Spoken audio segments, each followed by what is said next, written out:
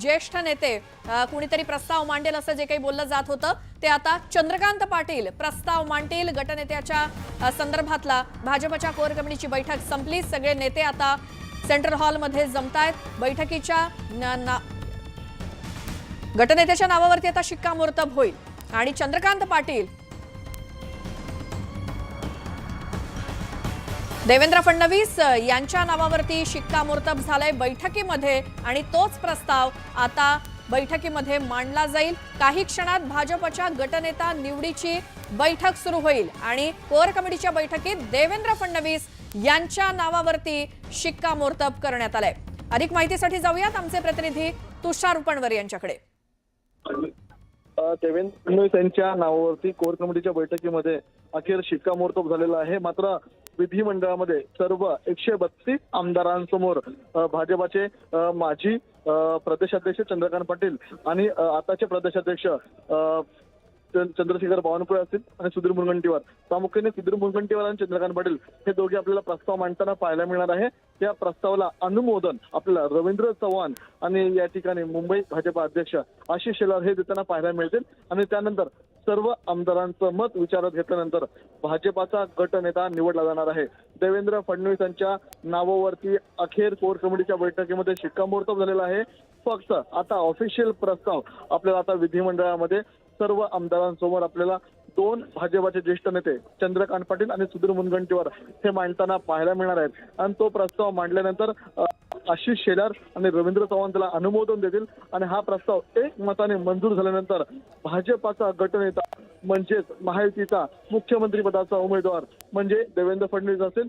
ही प्रक्रिया विधिमंडळामध्ये पार पाडण्यासाठी शेवटचे काही मिनिट शिल्लक राहिलेले आहेत, कारण की कोर कमिटीच्या बैठकीमधून काही प्रमुख नेते बाहेर जायला सुरुवात झालेली आहे। मात्र देवेंद्र फडणवीस असतील किंवा आणखी काही प्रमुख नेते हे अजूनही आपल्याला कोर कमिटीच्या बैठकीमध्ये केंद्रीय निरीक्षक निर्मला सीतारामन यांच्याशी संवाद साधताना पाहायला मिळतात। बरोबर आहे। आणि तुषार, फक्त आता देवेंद्र फडणवीस हे मुख्यमंत्री म्हणून आता अधिकृत घोषणा फक्त बाकी आहे, कारण कोर कमिटीच्या बैठकीमध्ये गटनेता म्हणून देवेंद्र फडणवीस यांच्या नावावरती शिक्कामोर्तब करण्यात आलेला आहे।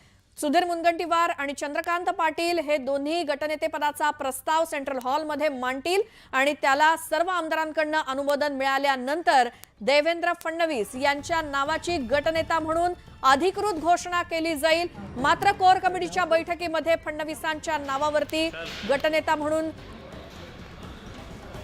शिक्कामोर्तब करण्यात आले आणि थोड्याच वेळात अधिकृत घोषणा फक्त होणं बाकी आहे। चंद्रकांत पाटील, सुधीर मुनगंटीवार गटनेते पदाचा प्रस्ताव सेंट्रल हॉलमध्ये मांडतील सर्व आमदारांसमोर आणि त्याला अनुमोदन मिळेल आणि मग गटनेता म्हणून देवेंद्र फडणवीस यांच्या नावाची अधिकृत घोषणा केली जाईल। आमच्या प्रतिनिधी प्रणाली कापसे आपल्या सोबत आहेत। प्रणाली, कोर कमिटीच्या बैठकीत फडणवीसांच्या नावावर शिक्कामोर्तब झालंय गटनेता म्हणून। ही अत्यंत महत्त्वाची एक बातमी आहे की देवेंद्र फडणवीस यांचं नाव हे कोर कमिटीमध्ये फायनल झालेलं आहे। आता अधिकृत किंवा जी आपण एक म्हणूया की शासकीय प्रक्रिया असते ती प्रक्रिया या ठिकाणी पूर्ण केली जाईल।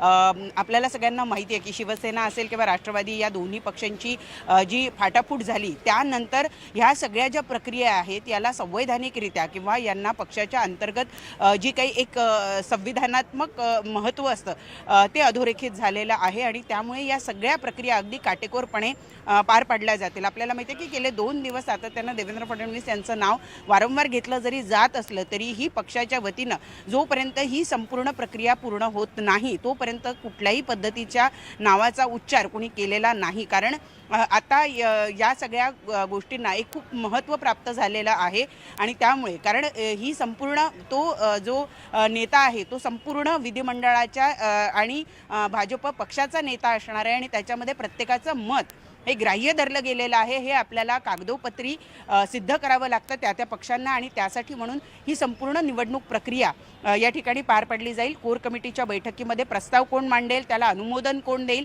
हे ठरलेलं आहे आणि त्यामुळे आता त्यानुसार हे सगळे निरीक्षक हे सेंट्रल हॉलमध्ये जातील आणि जो प्रस्ताव आहे तो 2 नेते प्रस्ताव मांडतील आणि 2 नेते त्याला अनुमोदन देतील आणि त्यानंतर संपूर्ण सभागृहाला पुन्हा एकदा उपस्थित जे सगळे नवनिर्वाचित आमदार आहेत सगळ्या आमदारांना विचारलं जाईल, त्यांचं मत ग्राह्य धरलं जाईल आणि आवाजी मतदानानं किंवा एकमतानं हा प्रस्ताव जो आहे तो पार पाडेल आणि त्यानंतर ही संपूर्ण प्रक्रिया पूर्ण झाली असं म्हणता येईल आणि विधिमंडळाचा गटनेता निवडला जाईल. जो विधिमंडळाचा गटनेता असणार आहे भाजपचा तोच या ठिकाणी संपूर्ण राज्याचं नेतृत्व करणार आहे आणि त्यामुळं त्या दृष्टीनं कोर कमिटीच्या बैठकीमध्ये देवेंद्र फडणवीस यांच्या नावावर शिक्कामोर्तब होणं हे देवेंद्र फडणवीस राज्याचे मुख्यमंत्री होत आहेत हीच गोष्ट अधोरेखित करणार आहे आणि त्यामुळे अवघ्या पुढच्या काही मिनिटांमध्ये ही संपूर्ण प्रक्रिया पूर्ण होईल आणि त्यानंतर ऑफिशियली देवेंद्र फडणवीस यांचं नाव घोषित केलं जाईल. तुर्तास कोर कमिटीच्या बैठकीमध्ये देवेंद्र फडणवीस यांचं नाव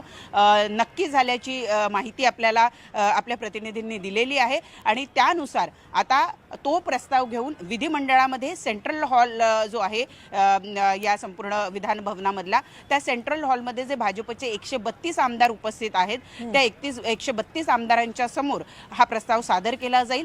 2 नेते प्रस्ताव सादर करतील, 2 नेत्यांचं त्याला अनुमोदन असेल आणि त्यानंतर संपूर्ण सभागृहामध्ये उपस्थित असलेल्या सगळ्या आमदारांचं मत घेऊन हा प्रस्ताव पारित झाल्याचं जाहीर केलं जाईल.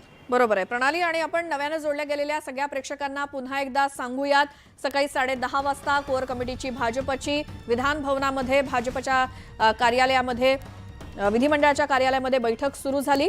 त्याला केंद्रातून आलेले 2 निरीक्षक देखील उपस्थित होते, विजय रुपाणी आणि निर्मला सीतारामन. आणि या सगळ्या कोर सदस्यांच्या उपस्थितीमध्ये देवेंद्र फडणवीस यांचं जे नाव आघाडीवरती होतं गटनेता म्हणून त्या फडणवीसांच्या नावावरती शिक्कामोर्तब झालं कोर कमिटीच्या बैठकीमध्ये.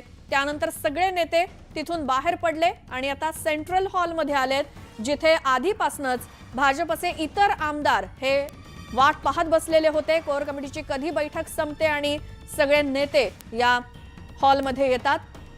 त्याप्रमाणे कोर कमिटीची बैठक संपली.